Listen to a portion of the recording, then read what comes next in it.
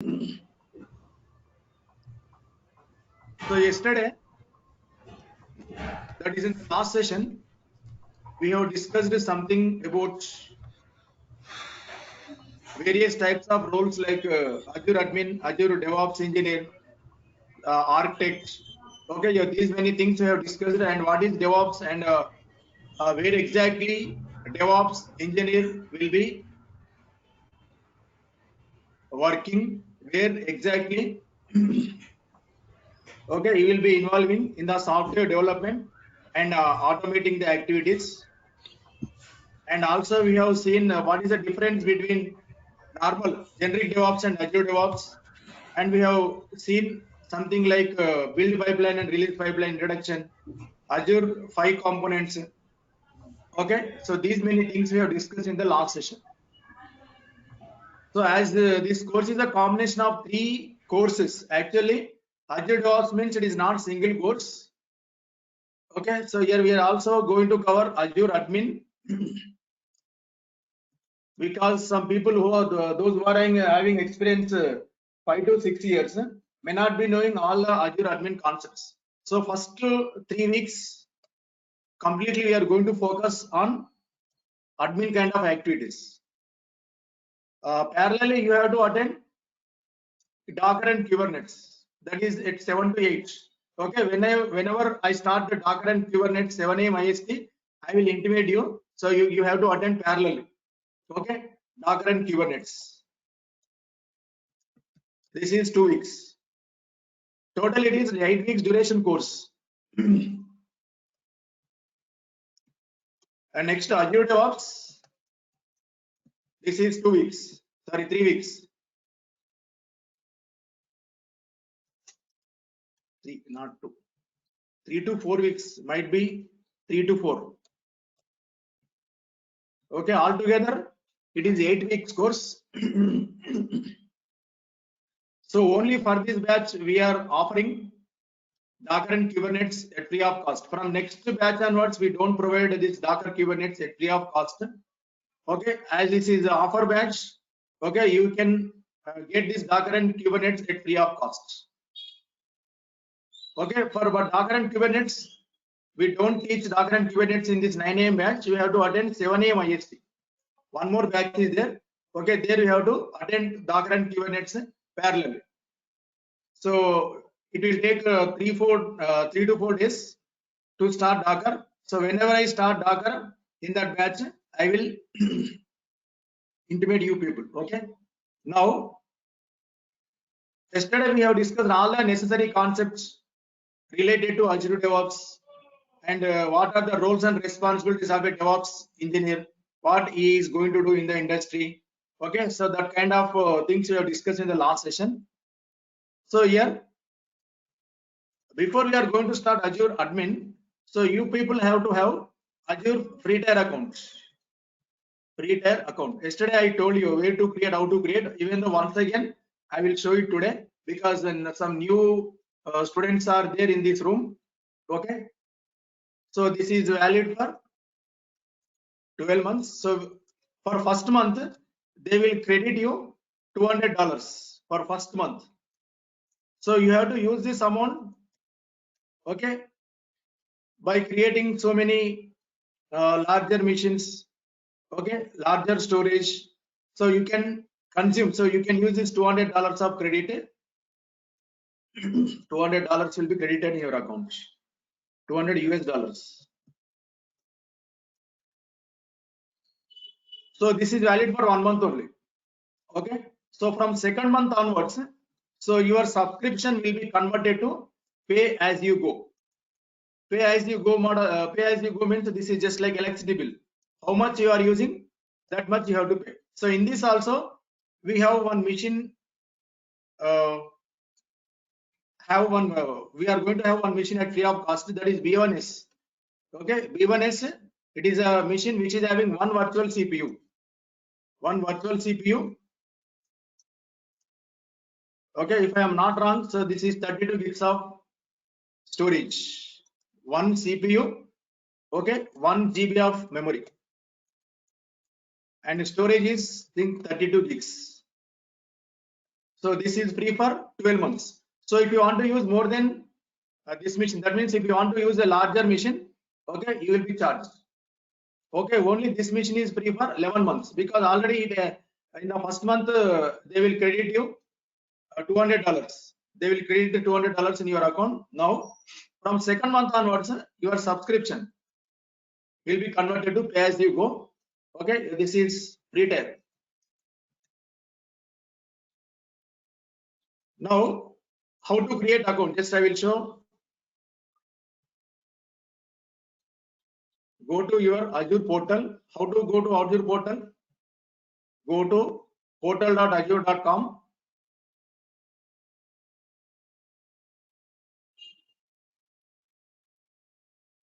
Okay, I will come out from this because already I am in portal.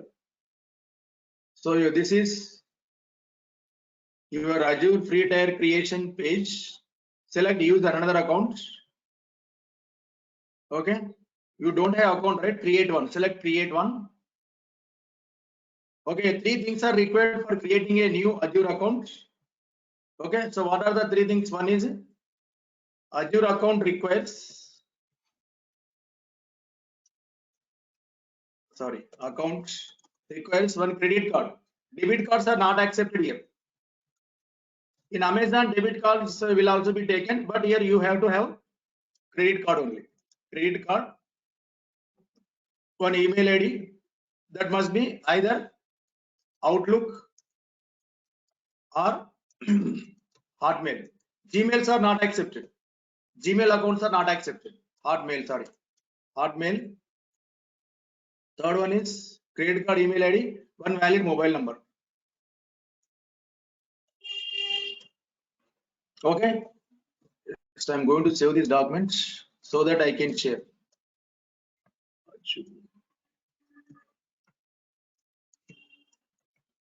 9 AM IST, right? Mobile number.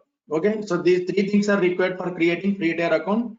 Here you can fill up the details. Okay, so you have to have one Azure account from Hotmail or Outlook. Okay, in the next page you need to fill up your credit card details. Initially $2 will be cut from your account. That is for verification of your account.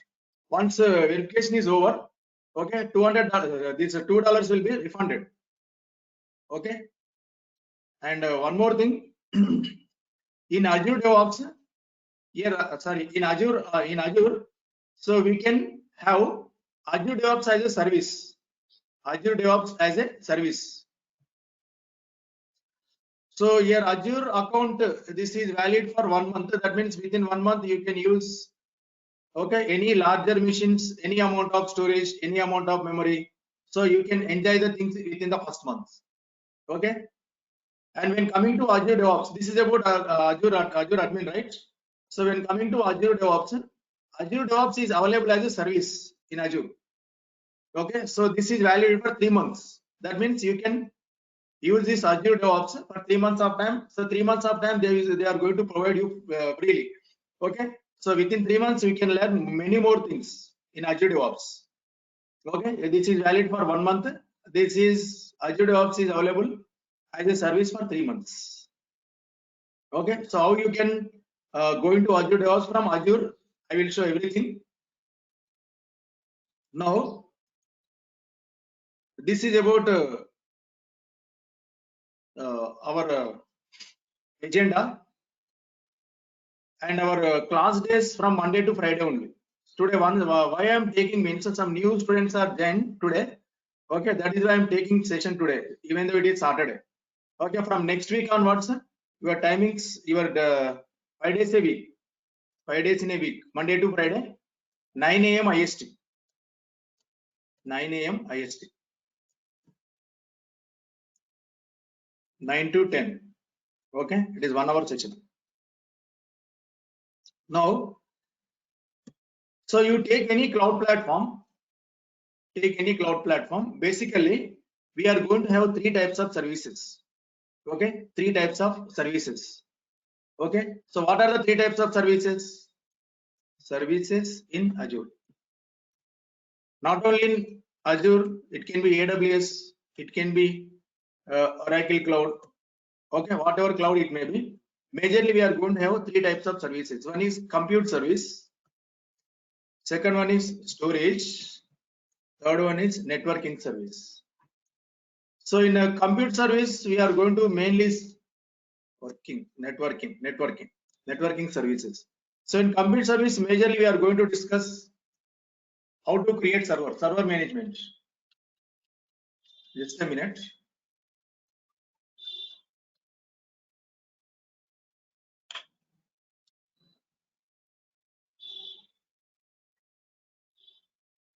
Okay. So in the compute service, we are going to speak about server management. So why we have to have Azure admin means as a DevOps engineer, you must know all Azure kind of activities also. Because without knowing Azure admin concept directly, if you learn Azure DevOps, things will be horrible. Because creation of virtual machine, storage we are going to use, app services we are going to use, many more components we are going to use in Azure DevOps. Directly, if I take you to that concept, okay, you become not familiar, right? So before going to start Azure DevOps, it is mandatory to learn Azure admin course also. Okay, so here under server management, we are going to have creation of servers. Creation of servers. Here we are going to create two types of servers: Linux servers and Windows servers. Okay, Linux servers we are going to create, Windows servers also we are going to create. And suppose server capacity is not sufficient. Okay, once the launching of server is done, if I want to upgrade, suppose my server is running some e-commerce application. So e-commerce application capacity is 50 users only. Okay, so suppose 100 users are connected. My server must be able to respond to 100 users. In that case, I have to upgrade the server. So that is called as upgradation of the server. Upgradation of server. Third one is, so suppose some persons wanted to create additional storage. Suppose we have one hard disk, right? I want to add one more hard disk. If I want to add one more hard disk, okay, so we can add additional storage also. Adding additional storage. And also we are going to create custom images. So we are going to create our own image. From that, okay, so we are going to create virtual machine. What is the need of creating our own images? Okay, some use cases are there. Okay, those use cases we are going to discuss. Okay, at the time of custom image creation. Create custom image. And next creation of server is over. Next upgradation of server, adding additional storage. Adding additional storage means adding additional hard disks. Additional hard disks.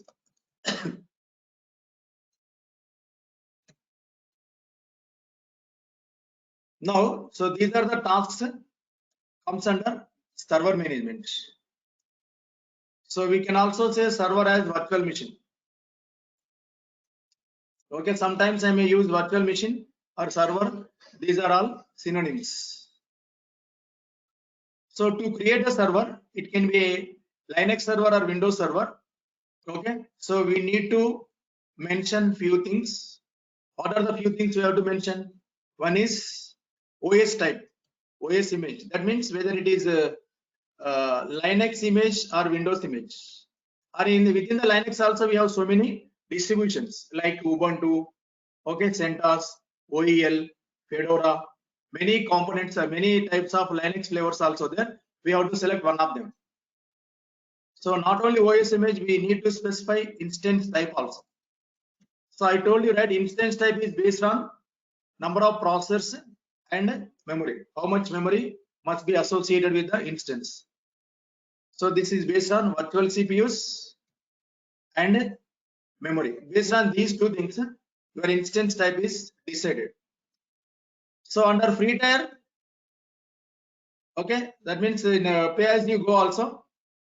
So we can have B1S. B1S is a small machine which is having one virtual CPU, 1 GB of memory.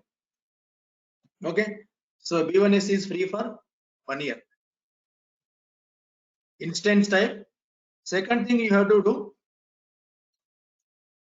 you have to specify security groups, network security groups. Network security groups. Network security group is nothing but firewall. So when others wanted to access your application, suppose I install Oracle server or SQL server. Okay, if somebody wanted to access your SQL server, okay, the consent port number must be open.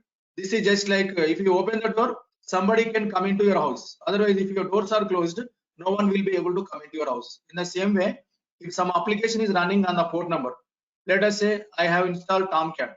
Okay, for Tomcat 8080 port number must be opened. Okay, suppose I install MySQL 3306 must be opened. Okay, I will explain each and everything in networking. Network security group. Next thing is we have to specify key file, key or password. So why for this key file or password? To connect to virtual machine from your laptop, either we need to have key or password. Suppose I want to connect to my laptop. Okay, so when I start laptop, what happens? Password will be asked, right? In the same way, so to connect to your virtual machine, either you have to use key file or password. So password based authentication, key file authentication is both are possible in Azure, but in AWS, okay, for first time you have to connect via key file only. Password based authentication is not possible in AWS. Okay, when compared to AWS, so this is a added advantage. Okay, in Azure. Okay, next thing is we have to download Git. We have to download Git. Okay, so these are the types of services available. Okay, in Azure. Now, so we have to discuss few more generic concepts. So I will come back to this services, how to create server, okay, how to upgrade it. We'll discuss once we finish all these generic topics. So yesterday we have discussed about 3 types of roles, right? Okay, one is admin role, architect role, and Azure DevOps role. Now, what is the difference between admin role and architect role that I have explained yesterday? And here, to use Azure services, okay, to create server, storage, networking, we have 3 ways. Okay, not 3 ways, 4 ways are there. Okay, ways of using Azure. There are 4 ways. First way is portal. So here we are going to log in into Azure site via portal. That means this is nothing but website access. So one interface is given to you. Using that interface, we are going to create services like storage, networking. Okay, many things we are going to create via portal. But the thing is here, this is purely manual access. So if I want to do some activity daily or routinely, okay, so this approach becomes inefficient. So suppose there is a situation like this. Morning 5 AM IST, I want to start a virtual machine. And 5 PM, same machine I want to stop. Stop VM. So you can do this activity in one of these 4 ways. What are the 4 ways? Second way is Azure CLI. CLI means command line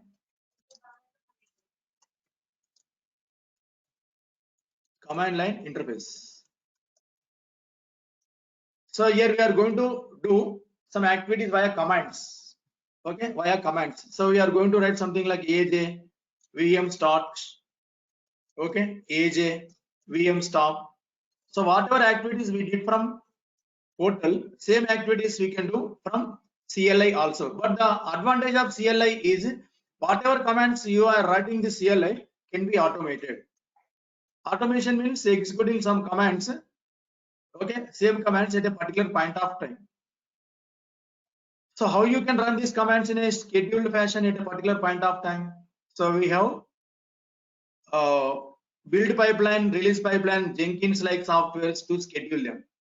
Okay, so whenever time comes, automatically those commands are executed on your behalf. Those commands are executed by build pipeline, and Jenkins and some other tools are going to execute these commands automatically. And one more way is there. This is Azure PowerShell. This is a very powerful way of using Azure. Okay, without PowerShell, there is no Azure's meaning. So PowerShell, whatever activities we are doing from portal and CLI, same activities and some other extra activities we can do from PowerShell also. Okay, but what is the difference between CLI and PowerShell? CLI, it is a completely proprietary tool for your Microsoft, and PowerShell is also available for other platforms like Linux. So this is other way of using Azure. And fourth way and very powerful way, this is ARM templates. Okay, here we are going to write some scripting. The scripting will be in the form of JSON. JSON means Java Script Object Notation. It is just like one kind of data representation format. We are going to write some simple scripting. Okay, so by that scripting we can create any kind of infrastructure. Okay, so here ARM template is also known as IAC.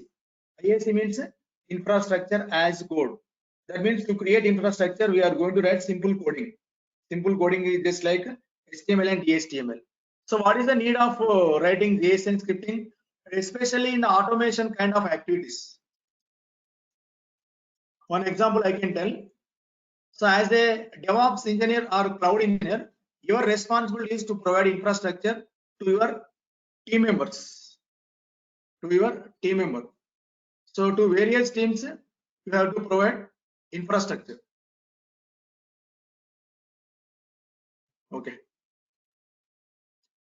Let us assume my dev team requires 50 virtual machines, 50 servers.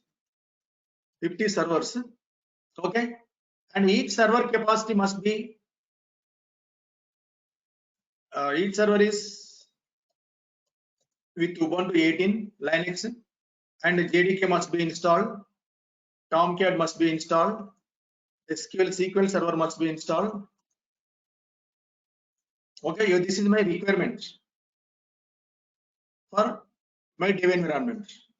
So now you can do this activity from portal, Azure CLI, PowerShell. But if you do it from portal, that is purely manual access. Okay, 50 times you have to create a virtual machine. 50 times you have to install JDK, Tomcat, and SQL Server. Of course, some other image option is there, but generally I'm speaking. Okay, you have to repeat this process for 50 times. But when you write some scripting, okay, that script can be used for many times. So the script can be something like your C++, .NET, Java functions. Okay, the script can be executed for more than one time. So for dev environment, it is okay. Tomorrow in the morning, okay, my QA environment, QA team has asked me to provide same 50 servers. Then why I will create it manually? Okay, I can write a script that the script can be reused, re-executed as many times as we want. So to repeatedly create same number of resources, ARM templates is the best option. ARM templates is the best option. And these are the 4 ways of using Azure. And one more way is also there, that is Azure Developer. This is different course.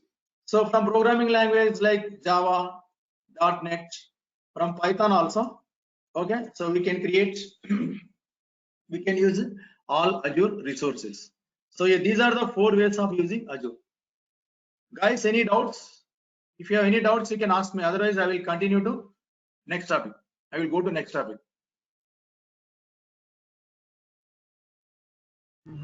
It's fine.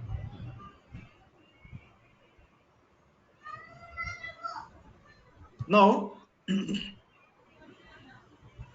so we have to discuss an important concept called Azure Global Infrastructure. What is meant by Azure Global Infrastructure? So cloud means we have many components, right? Servers are there, okay? Individual power plants are there, Okay, network will be there, storage will be there. Okay, load balancers are there, many components are there. But where exactly these components are available? Where Azure is going to keep all these components. So these components will be kept into an area called data center. Data center is nothing but availability zone. So availability zone will be a part of your region. Okay, a region is nothing but it is a geographical location, geographical area on the globe. And every region will have one or more availability zones. Every region will have one or more availability zones. Availability zone is nothing but data center. Okay, so data centers are having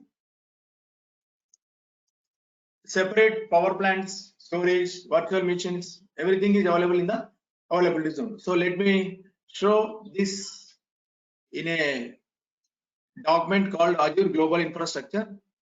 Let me open one document. Azure Global Infrastructure. Let me open second site. So I will copy paste this. Control C.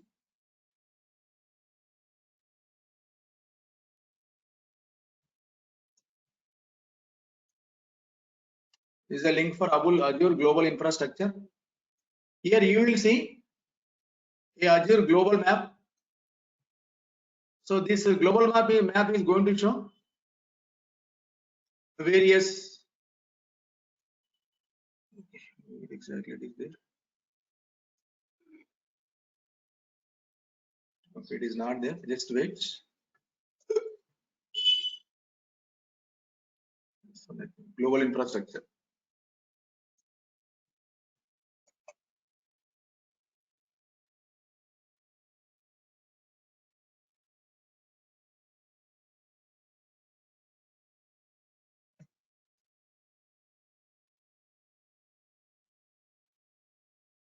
I think it is moved to some other site.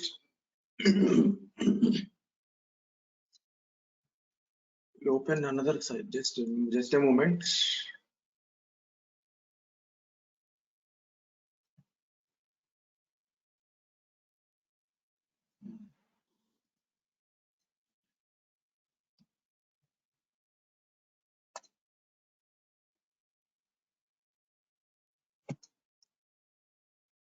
Yes, this is a global infrastructure map. Okay, I will take this website.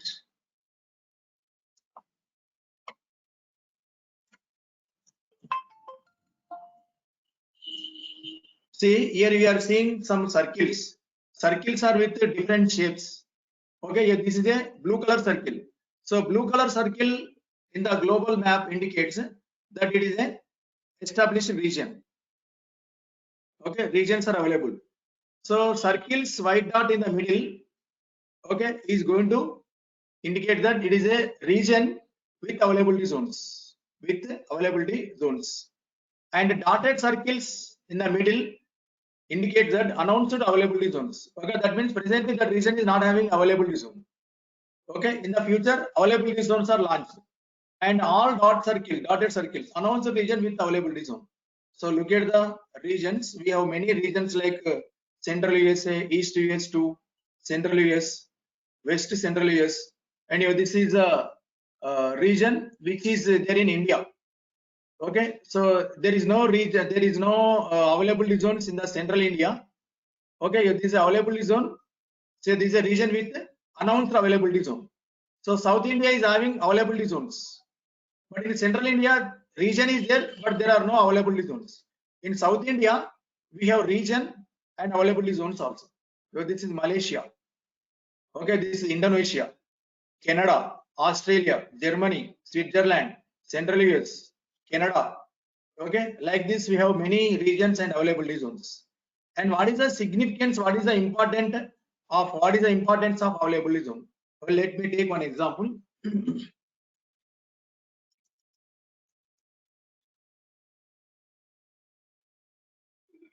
Now imagine we have one region. This is in central India. So here also imagine we have three availability zones. So in each and every availability zone, I launched servers, web servers and database servers. Many more components are there. Okay, here these stars are virtual machines, servers. Okay, assume this is my Amazon shopping website.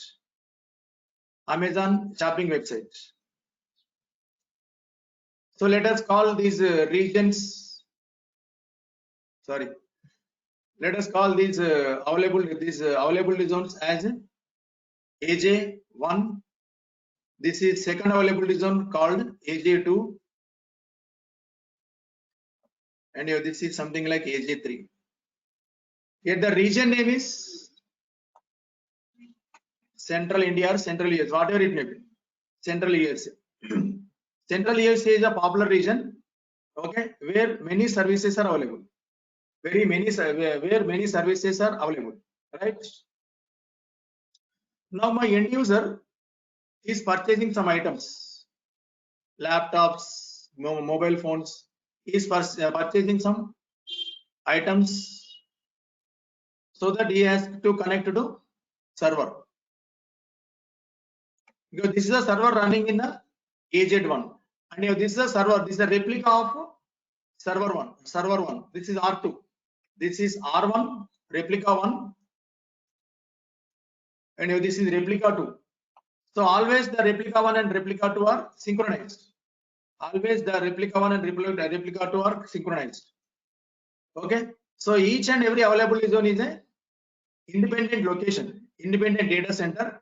So they are connected via high-speed network. So high-speed network means it is not our network.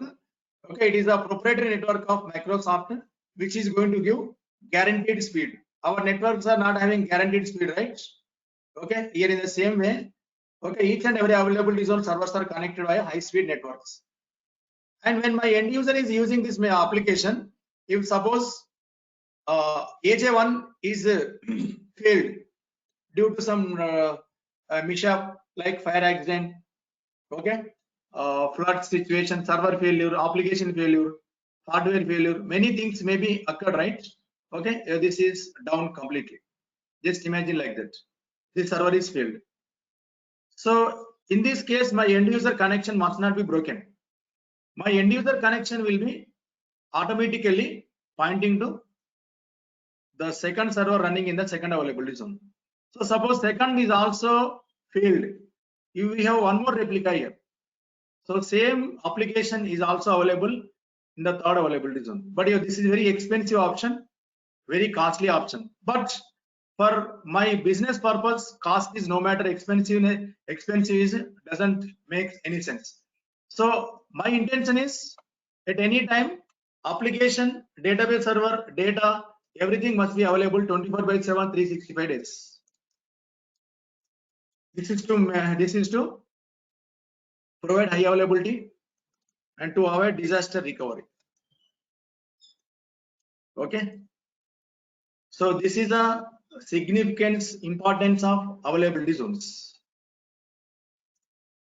Let me save this.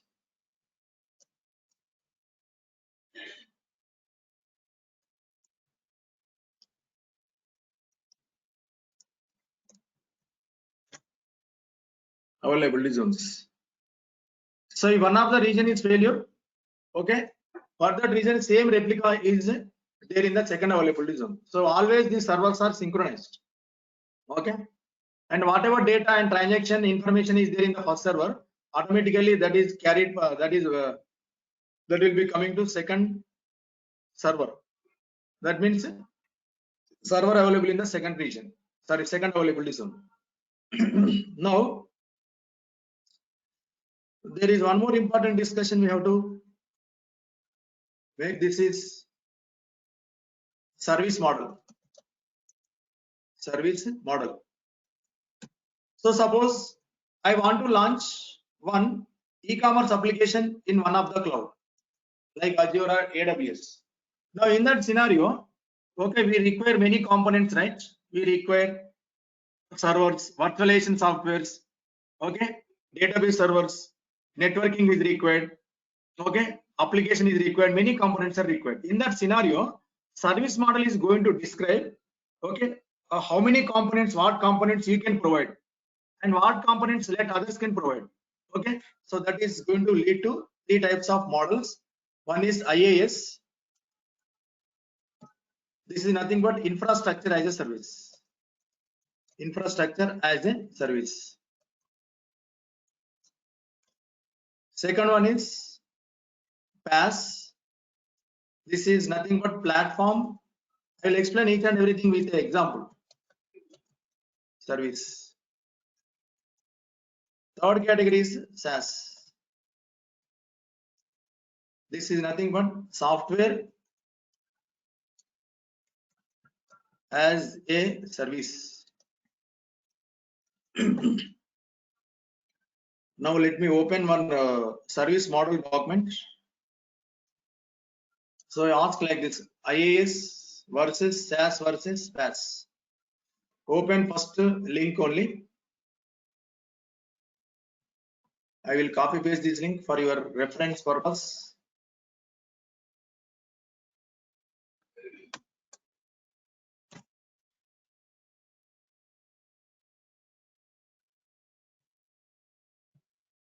So come down. Okay, you will see a diagram, beautiful picture. Okay, so that you will be able to understand what is IaaS and what is PaaS and what is SaaS. Everything you are going to understand. Okay, let me open this in a new tab. Now look at this. So yeah, these are three types of services, service models. This is on-premise version. Okay, on-premise means your office. Yeah, there is no involvement of cloud here. So every components we manage. In case of infrastructure as a service, networking, storage, server, virtualization, okay, they will manage. They means who? Cloud providers. So our responsibility is to manage OS. OS means suppose Ubuntu is there. Tomorrow in the morning, a latest version has come. Okay, so we have to upgrade it. That is manageability. Middleware. It is just like IaaS server, okay, JBoss, Tomcat, WebLogic. These are called as middleware servers. We have to manage them. Okay, we have to apply patches. Okay, so we have to upgrade it. Many things we have to manage. Runtime means it is just like your .NET runtime, Java runtime, and data and applications also you have to manage. That means these orange color components are managed by other parties, and these blue colors, blue or green colors components are managed by us. Now this is platform as a service. So platform as a service means here you think of one e-commerce application. So in the e-commerce application, we need to have many things, right? Networking, storage, servers, virtualization, OS, middleware, runtime. Okay, all these below components are managed by cloud parties. So we have to manage only data and applications. And one more example I can give. So I want to install database server. So if I want to install database server, okay, first of all I have to purchase one VM or physical machine. Okay, and then we have to install operating system. Next we have to install virtualization software. Next, on the top of virtualization software, okay, we have to install database server. To manage the database server, we need to appoint one DBA. Okay, these are the headaches involved in database server maintenance. But in case of cloud platforms, database server is available as a service. Okay, just you need to specify which database engine is required, like Oracle, MySQL, SQL Server, and which version, how many days backup you wanted to have. Everything OS is managed by Azure people. Okay, database server is managed by Azure people. Everything, every component is managed by Azure people only, Azure cloud people only. And then what is software as a service? So nowadays, you need not to purchase any softwares, licenses, anything. Okay, so every software, almost like SAP HANA, Jenkins, Kubernetes, all these softwares are available as a service. So every cloud platform must provide three types of service models. Okay. So wherever we require, I will tell whether it is IaaS or PaaS or SaaS. Everything I will explain. Okay. So when we are dealing with Azure admin topics, and we have one more service also there. That is storage as a service. Best example is Google Drive. In the Google Drive, we are going to purchase space, right? Okay, purchase storage. Okay, so initially they are going to provide 15 GB. So if you want to have more memory, more storage, we are going to purchase it. That is storage as a service. But we don't know the internal details of Google storage. Okay, what kind of operating system it is using. Okay, what is the application. Okay, we don't know anything. Just our responsibility is whenever we require more storage, we are going to purchase it. Okay, that is also called as elastic storage. So like this, we have three types of service models in any cloud platform. Yes, any questions?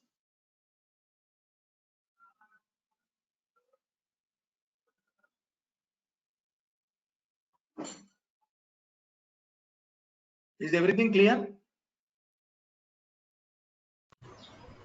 Yes.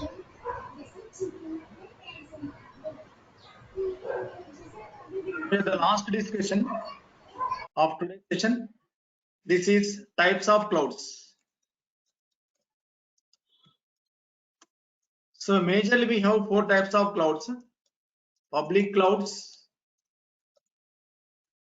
Second one is private clouds. Private clouds. Third one is hybrid clouds.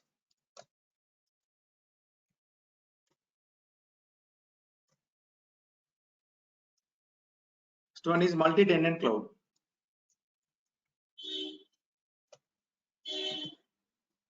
For simplicity, we will call it as clouds.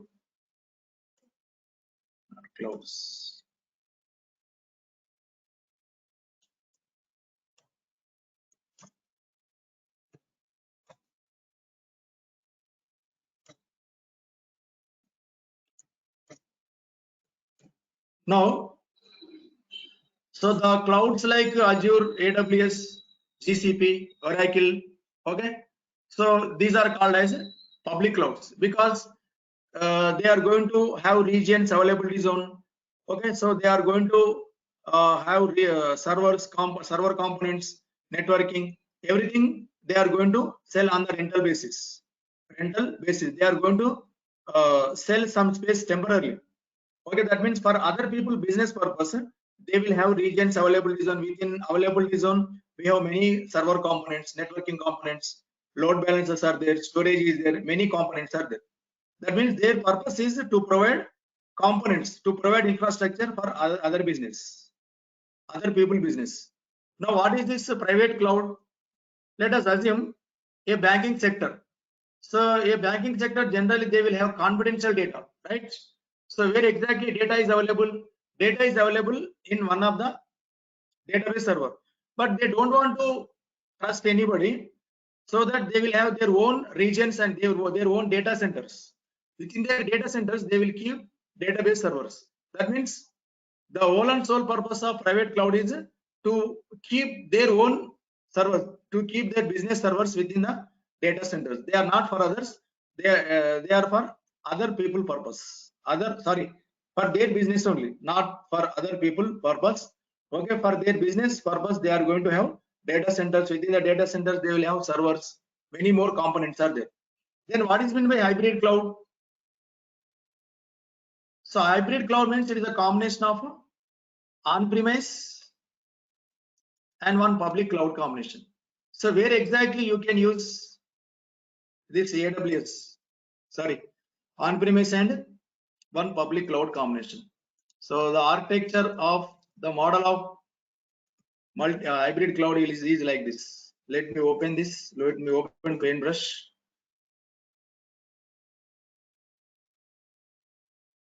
Assume this first box is my on-premise. So in the on-premise, I am going to keep my database servers because database servers are most important for me. So within this office environment, okay, I can maintain my own database servers because I don't want to trust anybody. Okay, I will not keep my database servers within public clouds. So for that reason, I'm going to keep all my database servers within my office only. This is my database server. Now this is something like on-premise version. On-premise means your office. And I'm going to keep rest of the servers like app servers, web servers in the cloud, because app servers, web servers will have code, right? Code is not that much important. Code can be written. The data is lost, everything is lost. This can be something like Azure, AWS, Oracle Cloud, any public cloud. So here I am going to keep my web servers. Now web server internally it is going to communicate with database server like this. Now this database server is going to allow transactions only for this web server. This is my web server. My end user is connected to web server.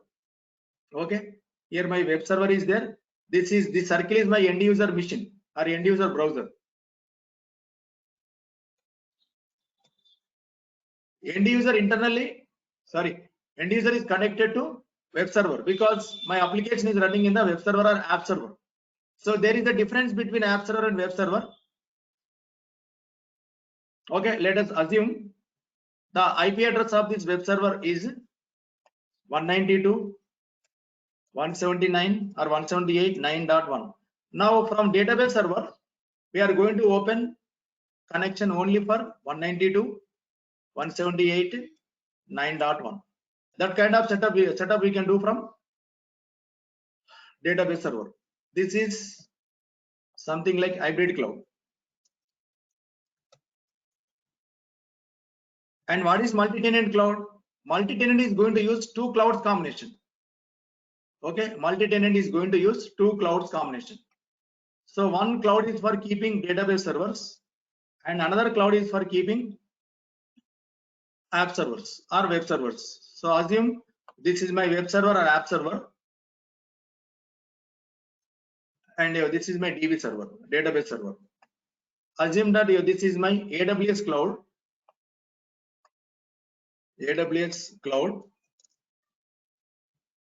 and this is my Azure cloud.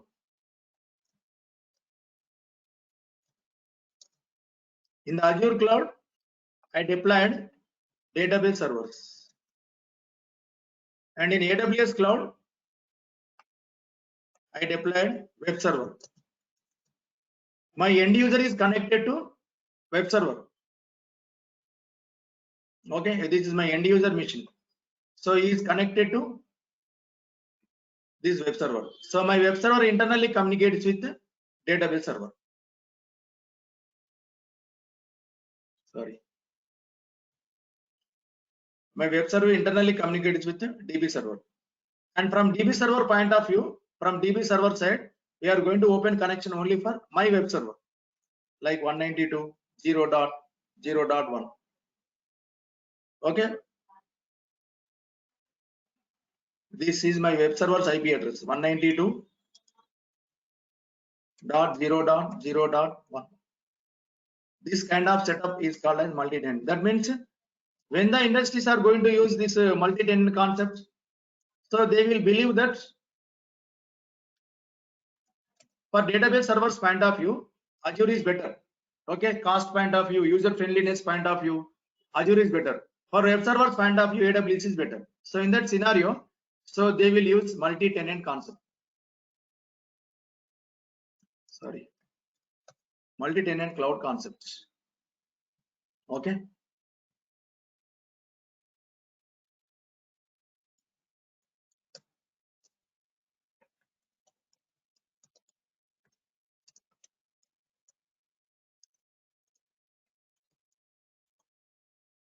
Okay, this is a generic discussion. From next session onwards, we are going to start live sessions. So for my demo practice, for my live session point of view, I am going to use my Azure account. For your practice purpose, you have to have one free tier Azure account. So guys, if you have any doubts, any questions, you can ask me. Okay, from next week means Monday. Monday session will be there as usual. That is 9 AM IST.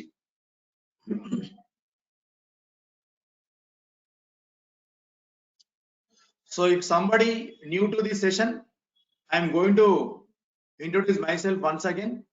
So my name is Shivakumar. I have 18 plus years of experience. Okay, I started my career in 2003 June as an Oracle DBA. For the last 6 years, I have been working on DevOps, Azure DevOps, both clouds, AWS cloud and Azure cloud. This is my brief introduction. Okay. So if you have any questions, you can ask me. And most of my students are working in USA, India, Australia, Canada. Okay.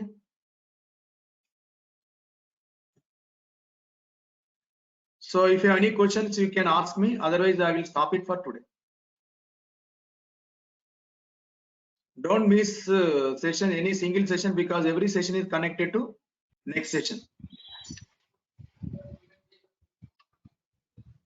Yes, any question? Shall we stop the session? So we are going to see about installation of GitHub with Azure DevOps and Terraform, Jenkins also, It is right? not there, right? Git is not there. Everything we are going to do in Azure pipelines only. Okay, Git and Terraform. Okay, that is a part of generic DevOps. Okay, so everything is available within available here without having from Git. Directly you can work with Azure DevOps. In generic DevOps, we are going to cover all those tools. That is infra DevOps. This is purely application DevOps.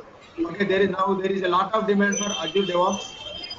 Okay, in Azure DevOps, we are going to use build pipeline and release pipeline. We don't use all those tools like Terraform and Jenkins, Ansible. Okay, anyhow, we are providing Docker and Kubernetes. Docker and Kubernetes, we are going to show on AWS and Azure also. Okay, in Azure, Kubernetes is available as a service like AKS, Azure Kubernetes service. Okay, okay. Any questions? Shall we stop the session? If no questions are there, I will stop it for today. So when you will share this document? This document you will get this recorded copy and this document, everything you are going to get. Okay. Okay, from training team. Okay. Is it possible to switch to Zoom, sir, instead of this? Is it possible to switch? Zoom, sir. Zoom call instead of GoToMeeting. Instead of go to what? Yeah, your voice is breaking. Zoom, sir. Zoom. Zoom software. Yes, sir. You can connect through Zoom, no, sir, instead of this GoToMeeting. No. From Monday onwards, we will get a link for GoToMeeting, not GoToTraining. Not Zoom. GoToMeeting will be there. Okay, through GoToMeeting, we are going to connect. We are going to get links. So once you complete all the formalities, you will get everything. Okay. Links also you are going to get from Monday onwards. Complete live sessions.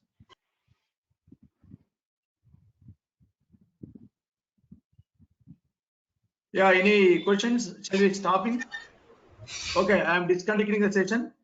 We will meet on Monday. Have a happy weekend. Okay. Okay. Thank you. Thank you.